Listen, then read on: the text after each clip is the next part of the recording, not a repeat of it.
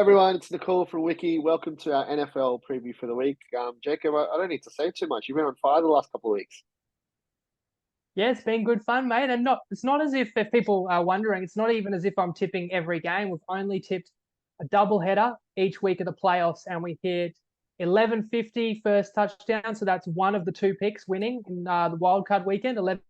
And then last week, one of the two hit again at $13.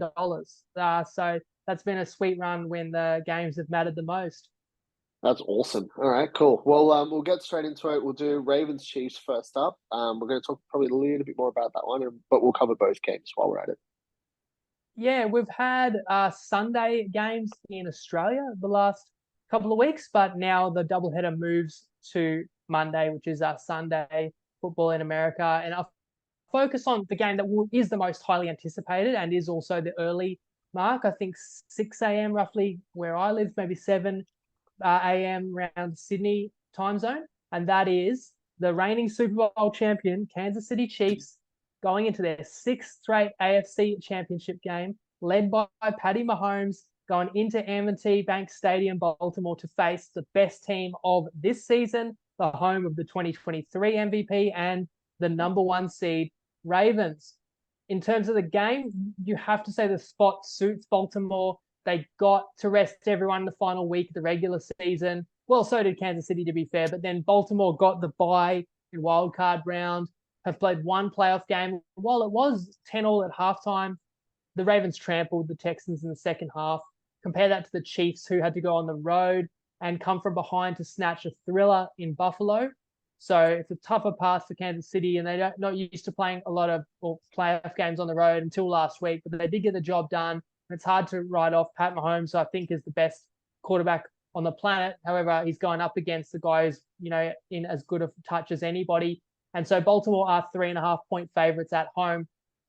And it's still time, we're recording this on a Thursday. I really can't tell you I have a strong opinion in terms of the side yet. I do lean to unders because I think both defenses are really elite, and especially the Ravens like to lean on the run game.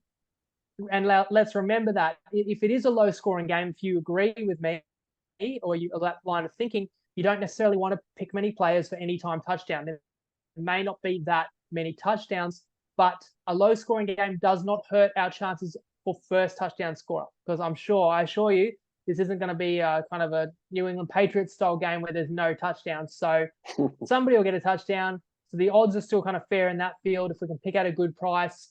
I want to extend my postseason winning streak, and I'm going back to the well. I tossed this one up, and sometimes once I've already picked a player on a certain team, I want to go elsewhere. But the more I've thought about it, I just want to go back to the well with Rashee Rice. So I said that I believe Mahomes is the best QB on the planet.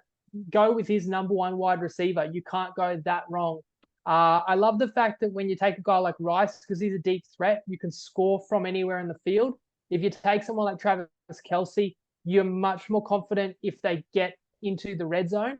But the good thing about Rice is we've seen him score, and I think he's had another touchdown in the playoffs pulled back with a flag from a goal-to-go situation. So they're using his speed even when they are near the goal line.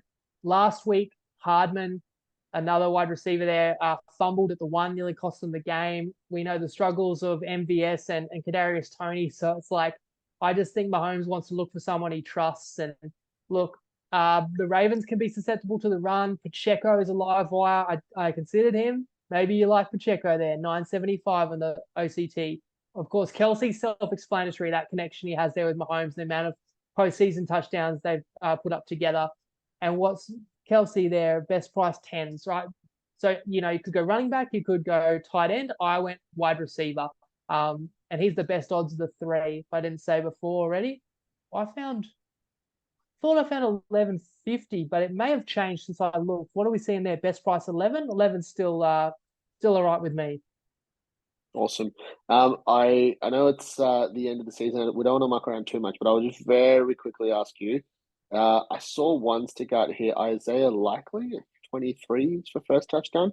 Is that half decent or no? The issue there with Likely's been great for the Ravens, and he's been filling in at tight end, but they're meant to get back their all-pro tight end Mark Andrews this week, which would Yep. relegate likely to a lesser role, but I think it will still be kind of a 1-2 punch at tight end. I just don't really want to take someone who might not be getting the reps in the red Yep. zone and might not get as many snaps.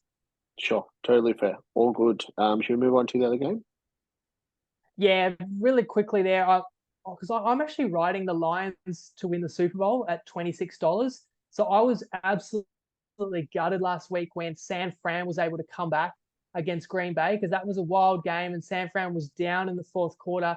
And if Green Bay gets through, we've got the Lions at home in the NFC Championship game, and the Lions would have been like $1.50 favorite. But because San Fran won, the Lions are still like a $3 or $4 underdog in this one. So I've still got a bit of work to do for the Lions Mm. to salute. And I also feel like when you get such a prohibitive favorite like San Fran, and they get down and they're counted out and they're facing adversity and they overcome it, that's like the scare that they needed, and it's unlikely it's going to happen again. And I kind of think back. I mean, even Penrith. I mean, their scare was the grand final itself. Really, that's the only time they look like being beat. The year before, though, I really think, if you recall, since we like to do some rugby league analogies, think about 2022 Penrith Panthers. That's one of the greatest rugby league teams of all time. Really, when you think they won in 21, but it was tight. In 22, they were dominant. In 23, they also won, but they lost players. But that 22 side stacks up historically as one of the greatest ever. They were down 12-0 in the prelim with about 5 minutes to go before half time. And South Sydney had a chance to bury them, and Penrith struck twice and scored. And I said at halftime in the prelim, they've won the grand final. Like that Ooh. was the chance. If anyone was going to beat Penrith, that was it. It didn't happen. And you just knew like nobody was going to get Penrith now. And Penrith went on and scored like the next 60 straight points, if you count that second half against Rabbitohs, and then the final, what they did to Para. So I've got an ominous feeling that could be San Fran now, that you don't want to give a team like this a second life. So I don't feel too confident in saying that. Just for a flyer, who did we win with last week? It was George Kittle, didn't we? Look, Yep. I'm actually going to go for a Detroit Lions player. So I'm going to take a wide receiver because the Lions are going to have to throw the ball all over the yard to have any chance in this game. I love Amon-Ra St. Brown in our NFL season playoffs preview. I actually tipped him at $13 to lead the playoffs in yards, in receiving yards, which he currently does. It's still, it's a cumulative, so we'll see. But right now, he's a fair way ahead.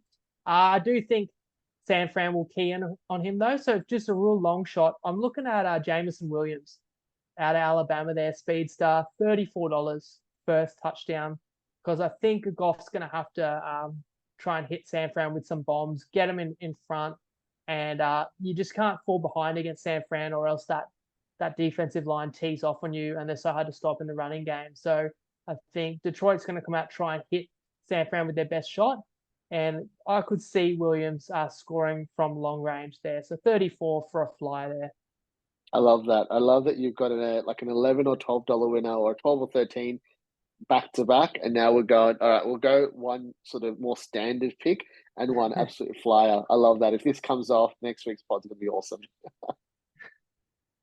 Yeah, that'd be exciting if we get that one as well.